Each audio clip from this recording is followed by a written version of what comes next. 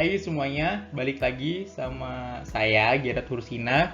Pada saat ini saya akan kembali lagi memberikan review atau apa yang sudah saya pelajari dari salah satu subjudul dari mata kuliah Audit 2 yang kemarin sudah saya baca dan saya pelajari.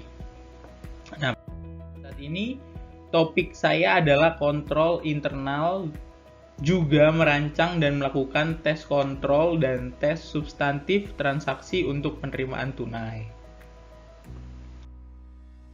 Nah, jadi bentuk pengujian penerimaan kas atas pengendalian dan pengujian substantif dari prosedur audit transaksi dikembangkan dengan kerangka yang sama yang digunakan untuk penjualan. Jadi, pengujiannya itu sama antara penerimaan kas dengan penjualan. Itu sama. Tetapi yang berbeda itu karena mereka memiliki tujuan khusus. Jadi untuk penjualan itu ada tujuannya masing-masing, dan untuk penerimaan kas ini juga ada tujuannya yang secara khususnya juga. Tapi pengembangannya itu atau dasarnya itu sama. Nah, mengingat tujuan audit terkait transaksi, auditor mengikuti beberapa proses, yaitu yang pertama menentukan pengendalian internal utama untuk setiap tujuan audit. Yang kedua, uji desain kontrol untuk setiap kontrol yang digunakan untuk mendukung pengurangan risiko kontrol. Yang ketiga, mendesain pengujian substantif atas transaksi untuk menguji kesalahan penyajian moneter untuk setiap tujuan. Nah, itu tadi adalah beberapa proses yang dilakukan auditor ya. Nah, bagian penting dari tanggung jawab auditor dalam mengaudit penerimaan kas adalah untuk mengidentifikasi defisiensi dalam pengendalian internal yang meningkatkan kemungkinan kecurangan. Nah, itu dia. Jadi, untuk mengidentifikasi di tempat-tempat tertentu itu, wah kayaknya di sini ada kemungkinan besar akan adanya kecurangan nih. Nah, jadi diidentifikasi sama auditornya. Jenis penggelapan kas yang paling sulit dideteksi oleh auditor adalah ketika hal itu terjadi sebelum kas dicatat dalam jurnal penerimaan kas atau pencatatan kas lainnya, terutama jika penjualan dan penerimaan kas dicatat secara bersamaan. Nah, bagaimana nih solusinya kalau misalnya hal ini terjadi?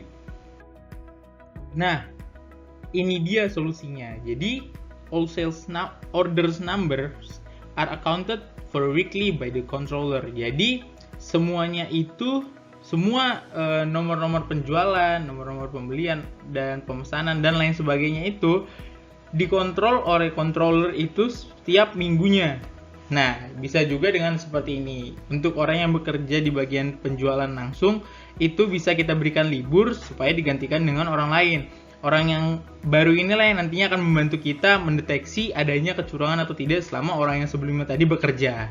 Seperti itu. Prosedur audit yang berguna untuk menguji apakah semua penerimaan kas yang tercatat telah disimpan di rekening bank merupakan bukti penerimaan kas. Dalam pengujian ini, total penerimaan kas yang dicatat dalam jurnal penerimaan kas untuk suatu periode tertentu seperti 1 bulan direkonsiliasi dengan setoran aktual yang dilakukan ke bank selama periode yang sama. Jadi adanya rekonsiliasi antara buku dengan bank begitu, agar bisa terdeteksi nih adanya kecurangan atau tidak. Nah, ada juga yang namanya lapping of account receivable. Nah, lapping of account receivable ini kalau saya bilang seperti kecurangan yang menggunakan prinsip buka tutup lubang begitu. Karena ini adalah penundaan entry untuk penagihan piutang untuk menyembunyikan kekurangan kas yang ada.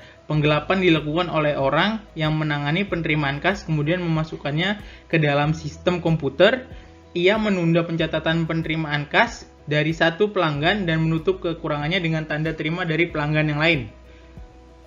Ini pada gilirannya ditutup dari tanda penerimaan pelanggan ketiga. Jadi pelanggan pertama piutangnya akan ditutup oleh pelanggan kedua.